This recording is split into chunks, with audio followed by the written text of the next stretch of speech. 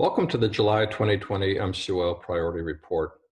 This is our second quarter edition where we dig a bit deeper into our updates. Well, we hope that this report finds you healthy and enjoying the beautiful Michigan summer weather. And before I jump into our departmental updates, I want to take a moment and highlight the great work our credit unions are doing in response to the COVID pandemic. As you know, we've been tracking credit union activities with small businesses through the PPP program, as well as member relief services, such as loan modifications and fee waivers and so much more. Throughout the second quarter, Michigan's credit unions have assisted more than 10,000 small businesses through the Paycheck Protection Program with over $600 million in loans, 10% of which are for new credit union members who are unable to find access to PPP loans from their primary lender. These loans helped keep our Main Street businesses operating with a median size around $20,000 per loan. Now, the next step is the loan forgiveness process, where we continue to work with lawmakers on legislation that helps streamline the process. In addition to PPP initiatives, our Michigan credit unions have done outstanding work assisting members with extraordinary financial services needs, with mortgage relief, making every effort to keep people in their homes and to avoid foreclosure. An estimated 14,000 homeowners owing almost $2 billion in mortgage loans have received assistance with mortgage payment delays, and more than 300 have been able to have foreclosures postponed.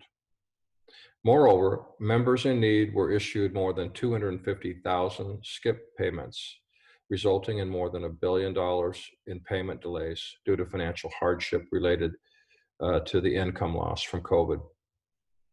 And in another $23 million in emergency loans and $800 million in auto and consumer loan modifications. You total all that up, the impact on member lives has just been extraordinary. So thank you for all that you do.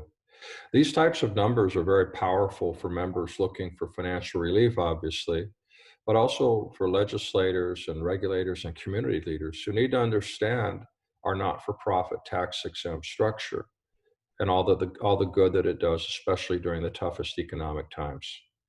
Now, this is just a snapshot of the data we have been able to collect through the second quarter. We invite you to visit our website to review the full press release that was sent out to the media. Also, I'd like to highlight our new CU Link creative videos that are now live and available to credit unions and for public view. They're available on our CU Link page on the MCUL website. We're proud of these Michigan messages that showcase how in the toughest economic times, credit unions step up and serve their members in their communities. They also focus on how now more than ever members can benefit from the favorable rates and lower fees offered by credit unions. These ads bring us back in alignment with the Open Your Eyes to a Credit Union campaign sponsored by the Credit Union National Association, and will continue this messaging for the balance of the year. I'd also like to take a minute to thank the members of our two prominent MCUL task forces that have been meeting for the last several months on a regular basis. We've gained tremendous input from the members of our COVID Response and Recovery Task Force and our Small Business Association PPP Task Force. Both groups continue to meet and advise us on how we can better serve credit unions and their members. So thank you for everyone who has participated and continues to do so. Now let me talk about advocacy. I want to start with Washington, D.C., where the U.S. Senate is expected to introduce, debate, and vote on a Phase 4 stimulus legislation in the coming weeks.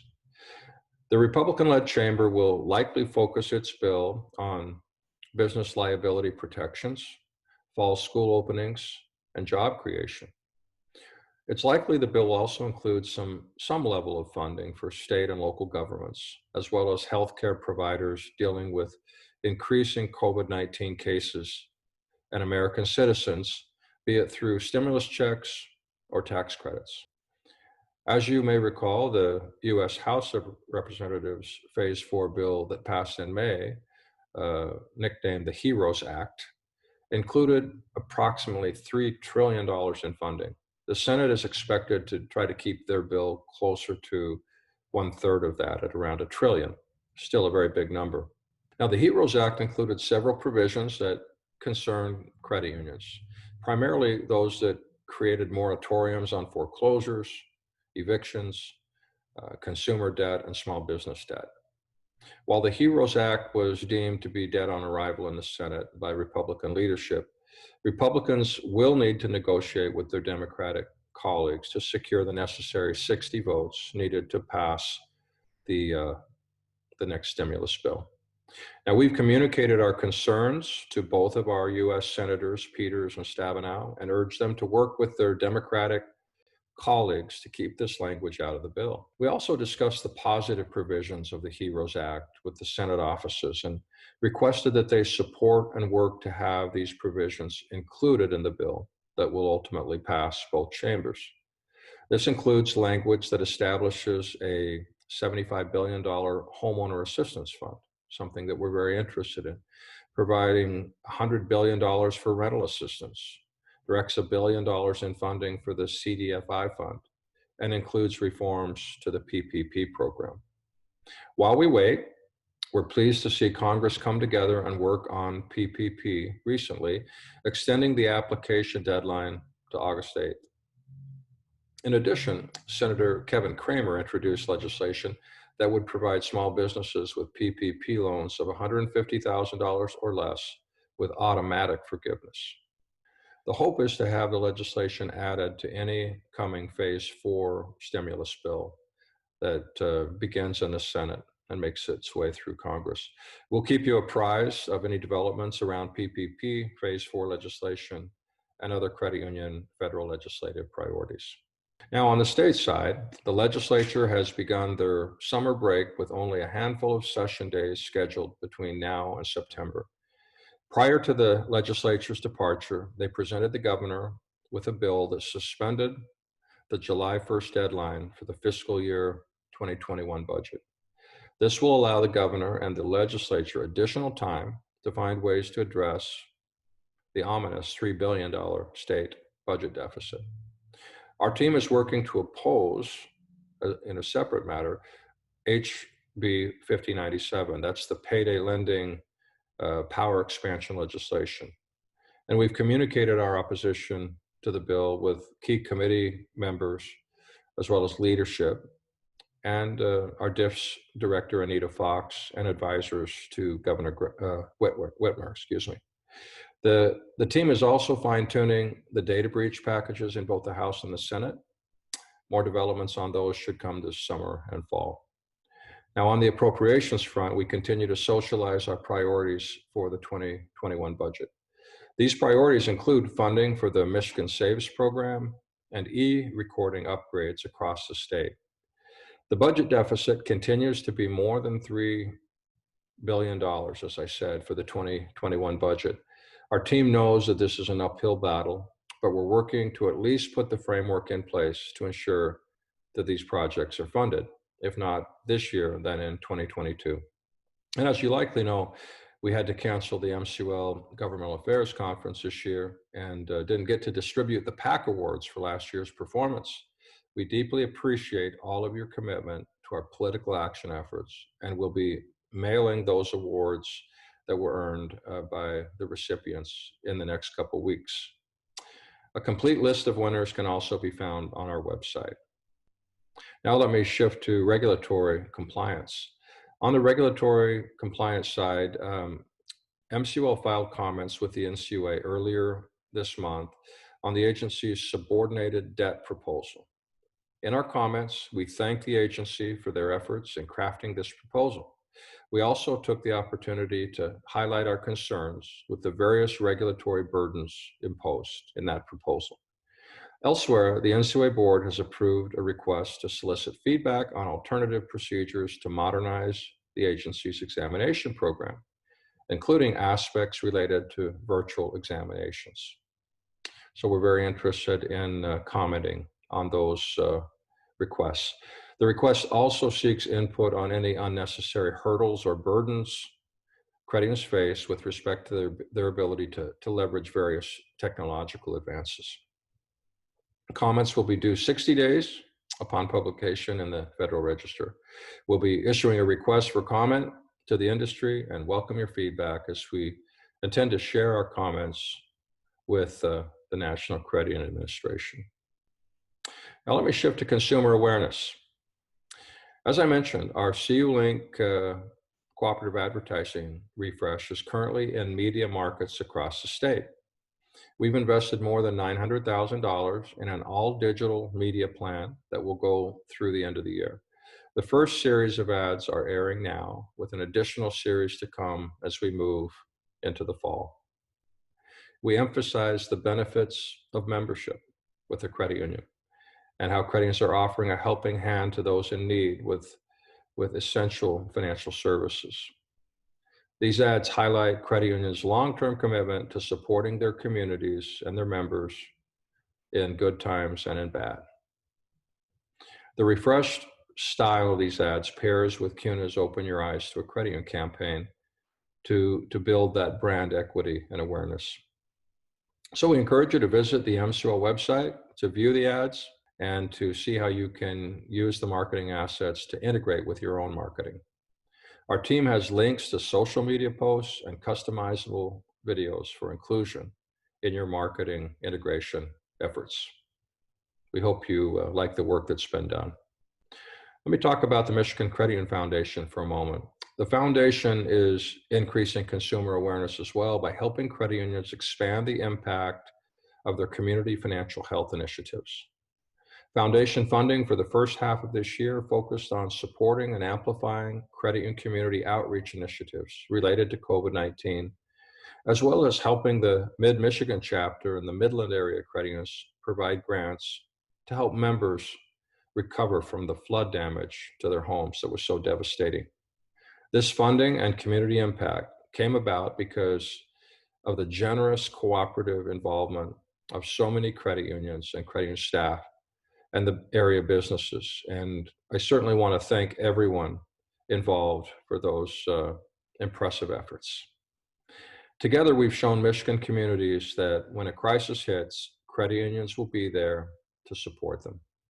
In addition to improving financial well-being associated with these two challenges, now is the time to look to the foundation to help boost activities that focus on addressing the financial health challenges of underserved consumers, perhaps especially those that arise from racial discrimination and the disproportionate effect that COVID-19 has had on people of color. So the foundation is now accepting applications for the community reinvestment grants to help expand and continue community financial health initiatives, especially those assisting the unbanked and underbanked, low income and underserved areas. So please contact us to discuss your impact ideas and this grant opportunity. Now, we recently welcomed 3 new Michigan Credit Union Foundation trustees. Congratulations to Chrissy Siders, CEO of CP Federal Credit Union, Kyle Grzinski from Safe Harbor Credit Union, and Dave Brandt from Elga Credit Union. Congratulations and welcome to the Foundation Board of Trustees. We're excited for the leadership and commitment they bring to that board. Now, a word on our education efforts.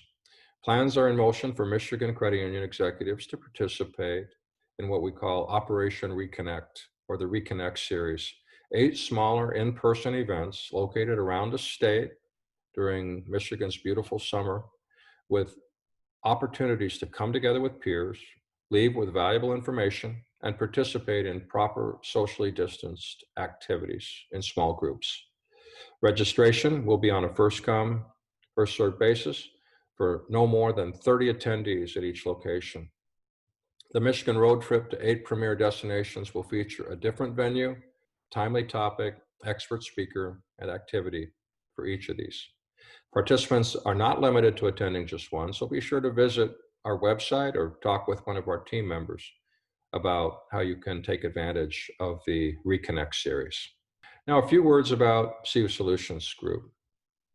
Summer and the second half of the year are certainly wonderful, but challenging in the business climate that we're looking at. CUSG continues to implement product enhancements that help credit union teams make the most of the second half of the year and find their footing in everything from new member experience journeys to altered sales cycles.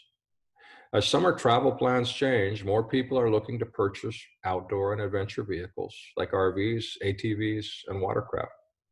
To help credit unions meet their members' vehicle shopping needs, our Marketing Solutions division has added new Love My Credit Union Rewards portfolio offers from partners like Car Advice and Rollick.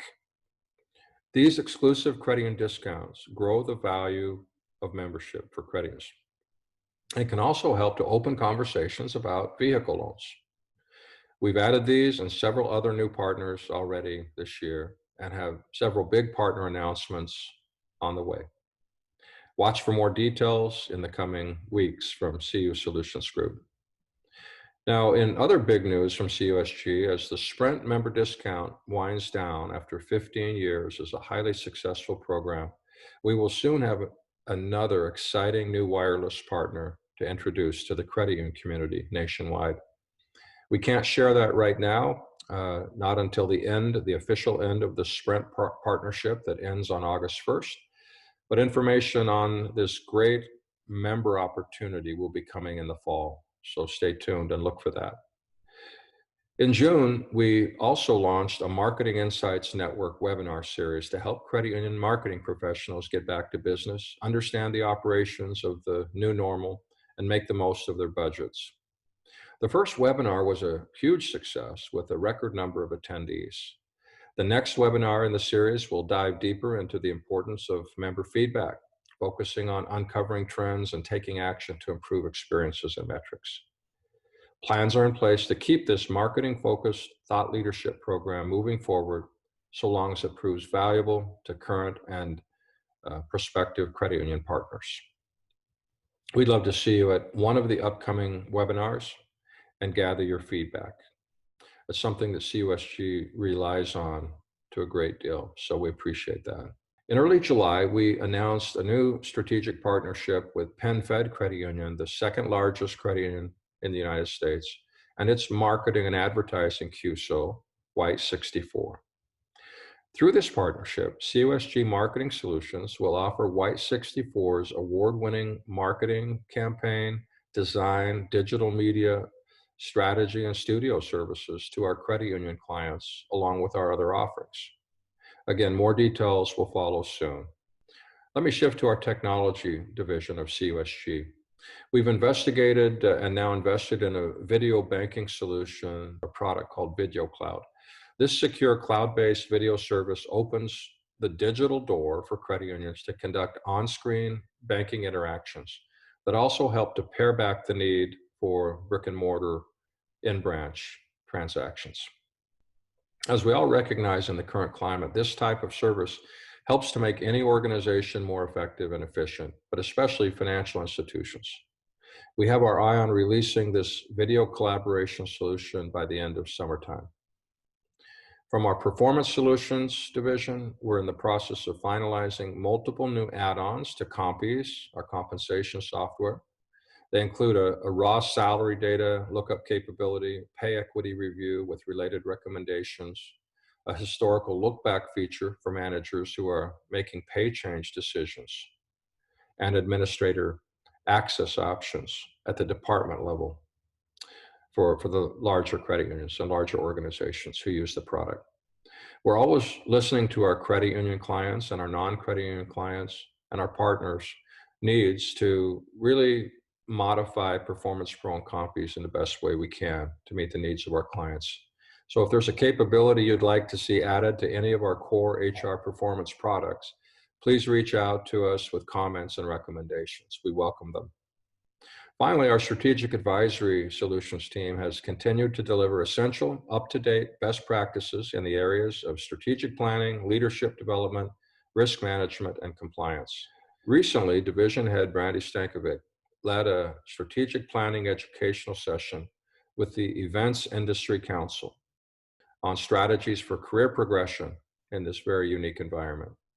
Meanwhile, the team continues to share and expand the ability the compliance platforms of Firmex and ComplySite, including a remote worker risk assessment feature. Well, let me wrap up this report. I'd like to take a moment to thank you all for the incredible work that credit unions do serving their members and communities during these very difficult times. And the numbers, as I said, the numbers really speak volumes about the credit union difference. They're indicative of the unique character of credit unions and the way that credit unions stretch to meet the extraordinary needs of their communities. Please use this data as we continue to advocate for credit union-friendly policies in Washington, D.C. and in Lansing and with our regulators. Until next time, feel free to reach out to me if you have any questions or concerns regarding how we can help you best serve your members. On behalf of the whole team, thank you for watching and thank you for all that you do.